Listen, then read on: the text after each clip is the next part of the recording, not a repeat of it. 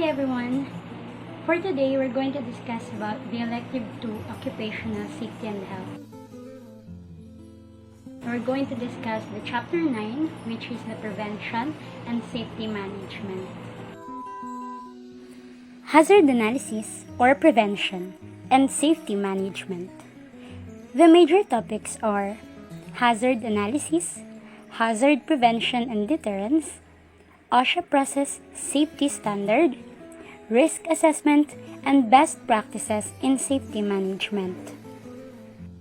Hazard, a condition or combination of conditions that, if left uncorrected, may lead to an accident, illness, or property damage.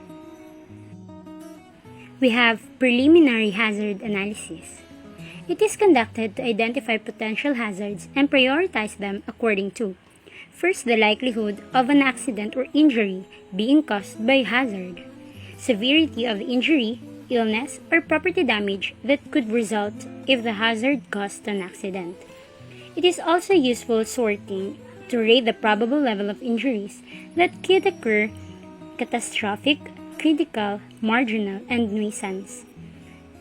Then, with each item, indicate the probability of occurrence: considerable, probable, or unlikely. It rates the correction of these hazards next by cost. And also, experience and related expertise are important factors in conducting a preliminary review. Cost-benefit factors in hazard analysis.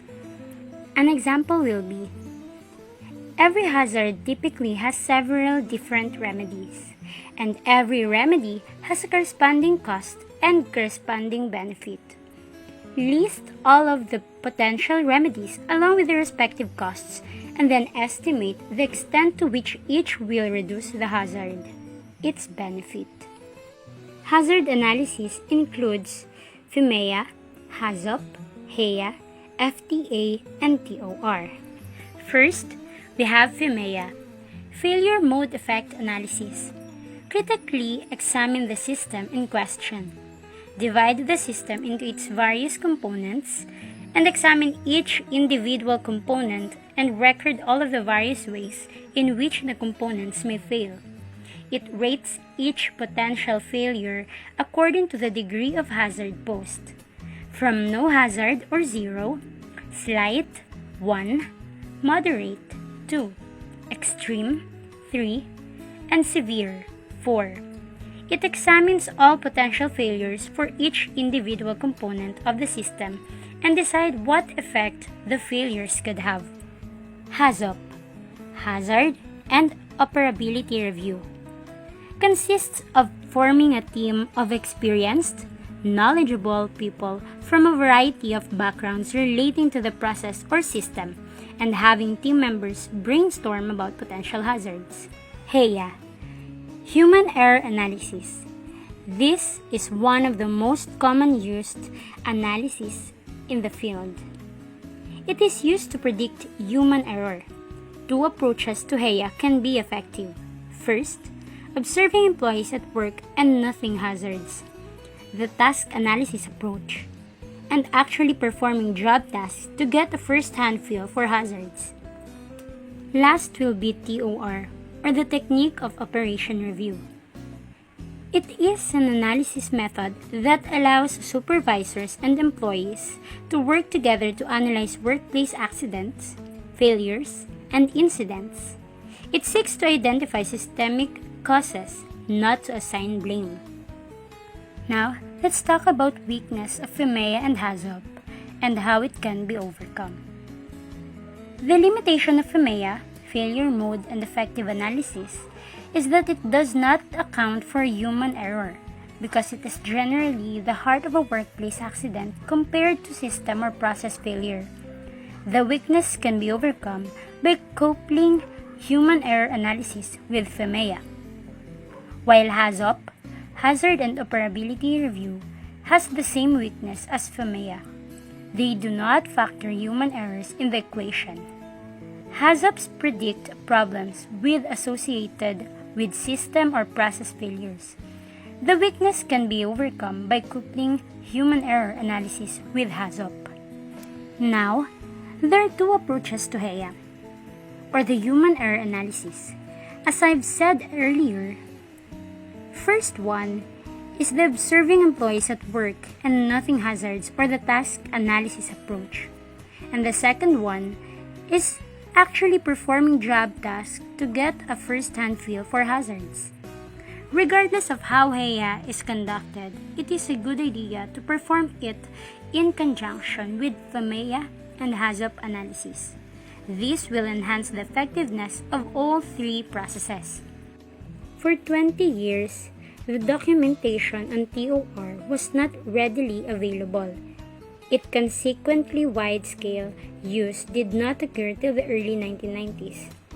The most important strengths are: technique of operation review is a hands-on analytical methodology designed to determine the root system causes of an operation failure.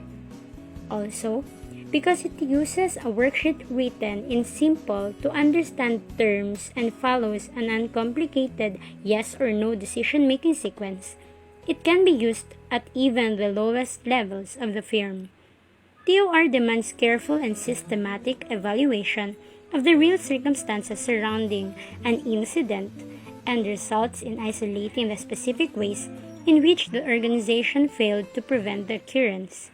These are the hazard prevention strategies. Eliminate the source of the hazard. Substitute a less hazardous equivalent. Reduce the hazards at the source. Remove the employee from the hazard. Substitute a robot or other automated system. Isolate the hazard or enclose them in barriers. Dilute the hazard or ventilate the hazardous substance. Apply appropriate management strategies and use appropriate personal protective equipment. Provide employee training and practice good housekeeping. Risk assessment.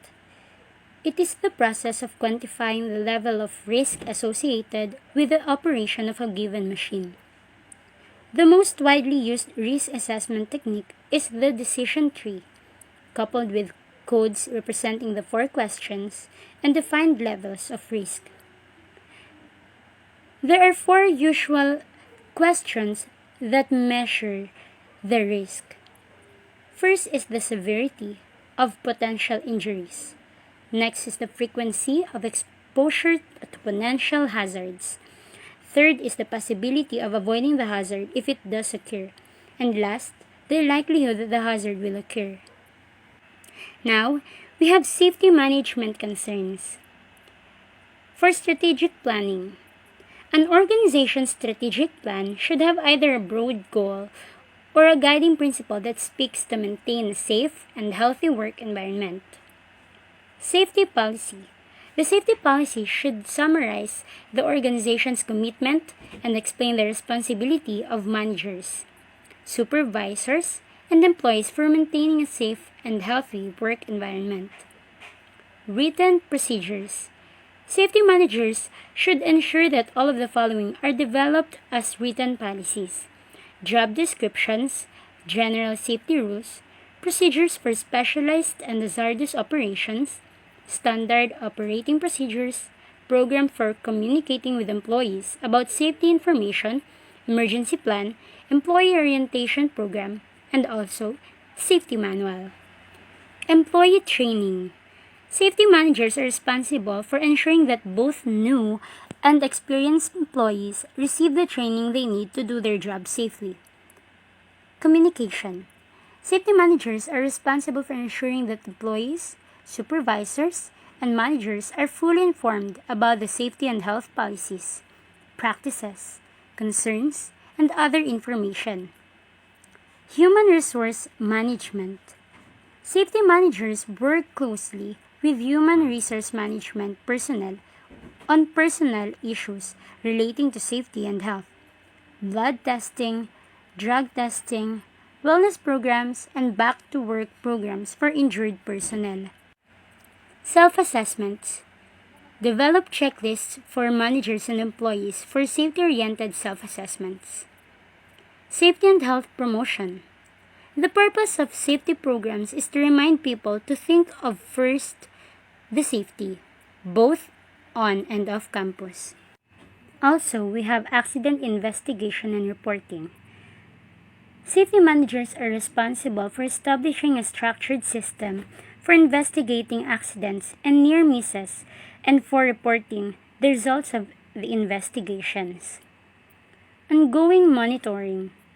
The safety managers are responsible for ensuring that workplace hazards and the requirements of applicable regulatory agencies are properly monitored on a regular basis. To give you the summary of Chapter 9, hazard analysis identifies hazards and recommends corrective action. Hazards can be potentially catastrophic, critical, marginal, and nuisance.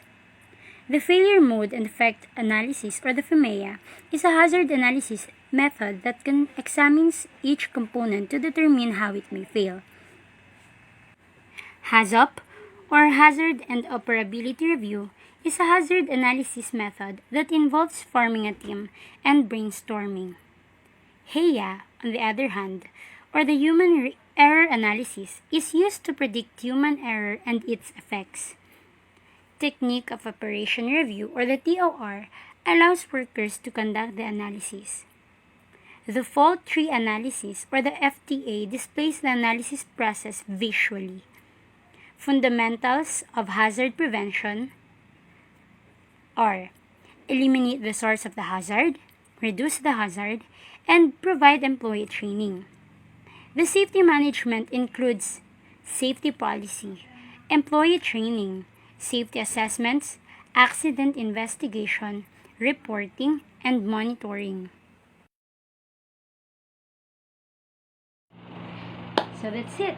Thank you for listening, and I hope you learned something.